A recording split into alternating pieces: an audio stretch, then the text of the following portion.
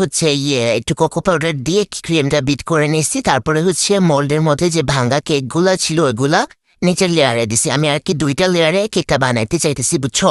তো এখানে আমি ফার্স্টে একটা লেয়ার যেগুলো একটু বেশি ভেঙে গেছে ওগুলো আমি নিচের লেয়ারে দিয়ে দিছি। তারপরে সুগার সিরাপ দিয়ে আমি হচ্ছে এক লেয়ার ক্রিম দিয়ে দিছি। তার উপরে যে এই কেকের অংশগুলো বেশি ভালো ছিল, মানে এতটা ভাঙা ছিল না, এগুলা ভালোই ছিল।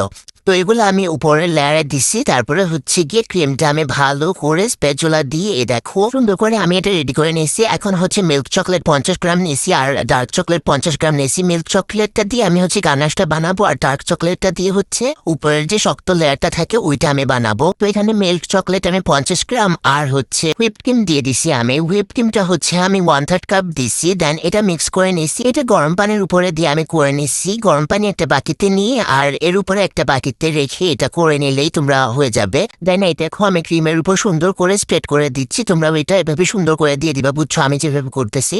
তারপরে এটা আধা ঘন্টার জন্য নর্মাল ফ্রিজে সেট হওয়ার জন্য রেখে দিবা, না হলে পরে যখন আমরা উপরে লেয়ারটা করবো তখন হচ্ছে দুইটা একসাথে মিক্স হয়ে যাবে। তো এই দেখো এখানে আমি আবার গরম পানির উপরে ডার্ক চকলেটটা দিছি, কিন্তু এখন আমি ডার্ক চকলেটের সাথে আমি হচ্ছে একটু ঘি মিক্স করে দেন এই চকলেটটা আমি বানাই নিয়েছি। উপরের যে লেয়ারটা এটা হচ্ছে শক্ত যে লেয়ারটা ভাঙ্গা হয় ওই লেয়ারটা, এটা ভাঙতে কি স্যাটিসফাইং লাগিয়ে কয়েকদিন থেকে আমার ড্রিম কেক খাওয়া খুব বেশি ক্রেভিংস হচ্ছিল। এই জন্য আর কি আমি এটা বানাইছি, একদম অথেন্টিক ভাবে আমি বানানোর ট্রাই করছি। সেই জন্য ভাবলাম তোমাদের সাথে শেয়ার করি রেসিপিটা। আর এটা কোকো পাউডারের উপরে ডাস্ট করে দিছি। আর এখন আমার ড্রিম কেকটা একদম রেডি। আর এখন জাস্ট তোমরা সাউন্ডটা শুনো।